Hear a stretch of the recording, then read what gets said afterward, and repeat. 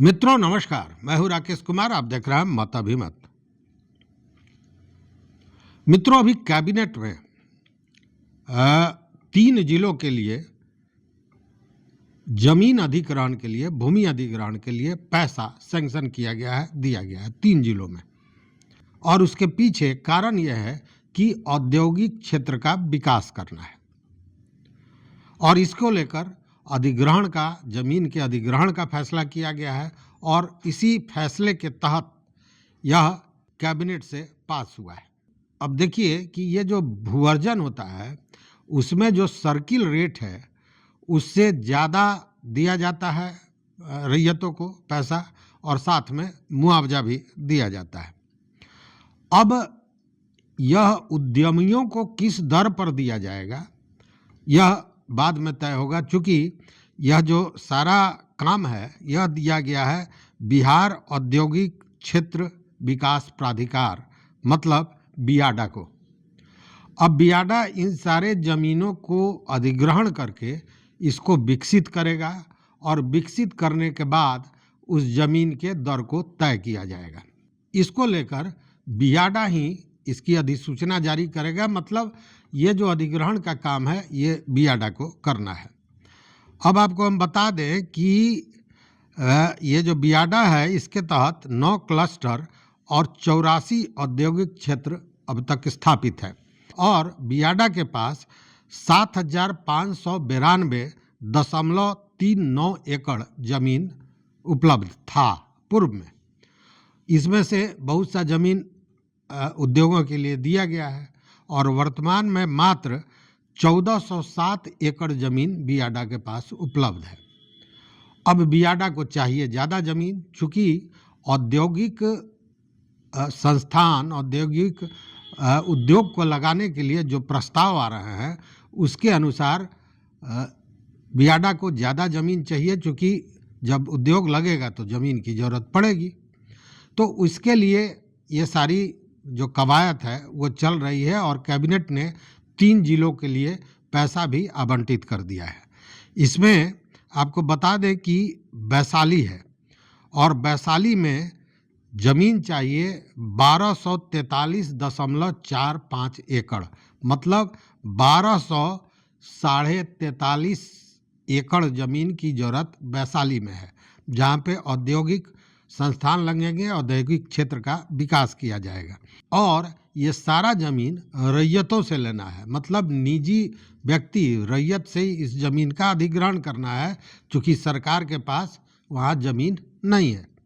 ऐसी स्थिति में इस ज़मीन के अधिग्रहण के लिए वहाँ पे बजाबते 1092 लाख, माने 1000 करोड़ 92 लाख रुपया जो है सो स्वीकृत किया गया है वैशाली में औद्योगिक क्षेत्र के विकास के लिए। और वहाँ पे ज़मीन लेना है 1243.43 एकड़ ज़मीन। उसी तरह ये काम सीतामढ़ी में भी होना है। सीतामढ़ी के सोनबरसा और नानपुर अंचल में बियाडा को चाहिए 504.52 एकड़ ज़मीन और इसके लिए बजाबता 298.77 लाख रुपए का आवंटन किया गया है इस मद में। जबकि पश्चिमी चंपारण में भी ज़मीन की ज़रूरत है और पश्चिमी चंपारण में चाहिए 29.30 एकड़ ज़मीन, 29.30 एकड़ ज़मीन, और इसके लिए भी पैसा चाहिए। लेकिन यहाँ एक सुविधा ये है कि वहाँ पे बाजार समिति की ज़मीन है, तो वहाँ का जो ज़मीन बाजार समिति का है तो वो कृषि विभाग जो है वो उस ज़मीन को उद्योग विभाग को हस्तांतरित कर देगा, मतलब वहाँ पे सरकारी ज़मीन ही जो कृषि विभाग की है वो उद्योग विभाग को मिल जाएगी और वहाँ पे वो औद्योगिक क्षेत्र का विकास किया जाएगा। अब ये जो अधिग्रहण होना है, तो मैंने इसके पूर्व में जो वीडियो बनाया उसमें आपको बताया था कि अधिग्रहण को लेकर भी सरकार ने कई निर्देश दिए हैं और ये सारे निर्देश जो प्रमंडलीय आयुक्त हैं और जिला पदाधिकारी हैं उनको भेजा जा चुका है।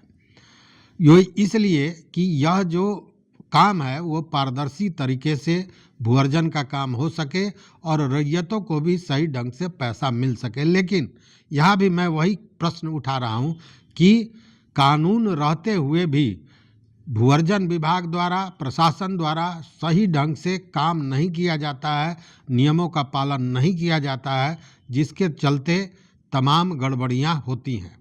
और उसका सीधा प्रमाण है मोतिहारी का केंद्रीय विश्वविद्यालय, जहाँ 300 एकड़ 301.1 एकड़ ज़मीन चाहिए था और अभी तक ज़मीन तो ले लिया गया उसमें से बहुत सा, लेकिन मुआवजा नहीं दिया गया।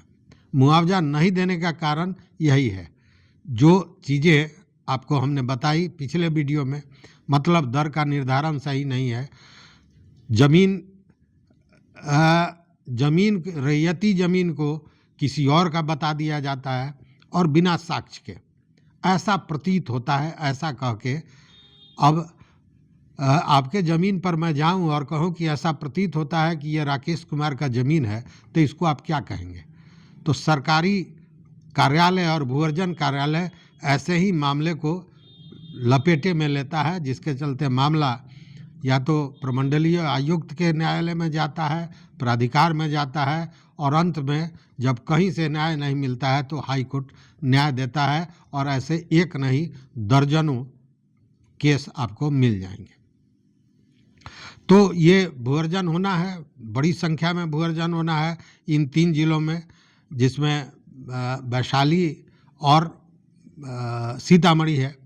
यहाँ तो चनपटिया में तो मान लीजिए कि सरकारी ज़मीन है, वहाँ रैयतों को पैसा नहीं मिल रहा है, लेकिन इन 2 जिलों में एक जगह 1000 करोड़ लगभग और दूसरी जगह 298 करोड़ रुपया। तो ये अगर सही ढंग से मिले तो रैयतों को कहीं से ज़मीन देने में परेशानी नहीं होगी, लेकिन सही नियम का पालन करते हुए जो सही दर निर्धारण है वो किया जाए तब।